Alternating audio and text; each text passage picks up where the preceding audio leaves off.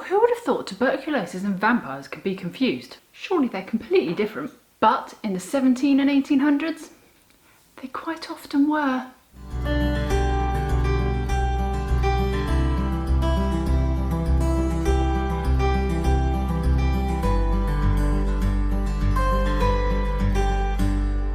Tuberculosis was a rife disease, and it kind of looked like it was consuming the body of the person who had it. Hence why it was called consumption, and nobody knew how to deal with it, nobody knew how to treat it, or how it came about. It would quite often fly through families, ending up leaving all dead, or occasionally one left. The thought of having to bury every single member of your family, one by one, with you left standing, doesn't bear thinking about. Now this particular story was from New England, and consumption was pretty common there. George Brown was a farmer in Exeter, Rhode Island. He had ploughed the land where he had lived for many a year. Consumption had already hit his family. His wife Mary had already died in about 1884, and not long afterwards his daughter Mary Olive also died, just at the age of 20. This left him with his son Edwin and his younger daughter, Mercy Lena. Less than 5 years later, Edwin also succumbed. He was very ill, and he was gradually getting worse and worse. He'd heard of a miracle cure, so he went on a little trip to Colorado Springs, where he heard the air and the water had healing powers. He was away for over a year, but it bore no fruit, so home he went. Now in January 1892, Mercy Lena, who had also been suffering with consumption, passed away, which just left Edwin fighting for his life. Now, the townsfolk decided that medicine was not working and they needed to take matters into their own hands. Doctors were lost. They didn't know what to do. So what else is there to do? Why, the supernatural, of course. The new cause of the terrors on the Brown family was clearly that one of the already dead members of the family were rising up and draining the life from Edwin themselves.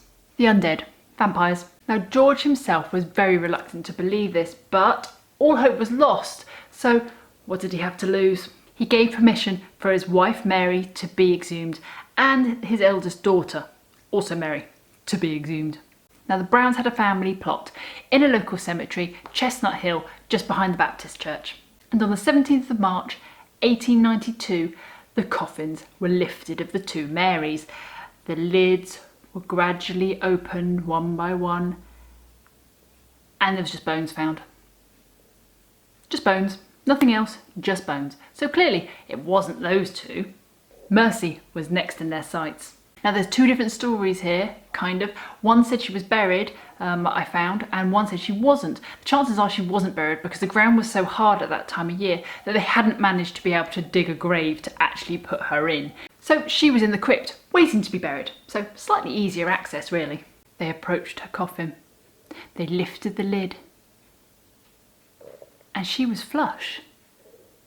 And apparently she was lying on her side, and she had blood in her veins. The shock and horror for them all. They made a bonfire almost immediately. They cut out her heart and her liver and cremated it. So the cure is supposed to be the ashes from the heart and the liver mixed with water and given to the afflicted. So they did this. Edwin had it. 2 months later, he died. It didn't work. Now, the doctor had tried to explain that it was perfectly normal that Mercy looked like this. After all, she'd only been dead a couple of months, and the cold would have kept her preserved as well.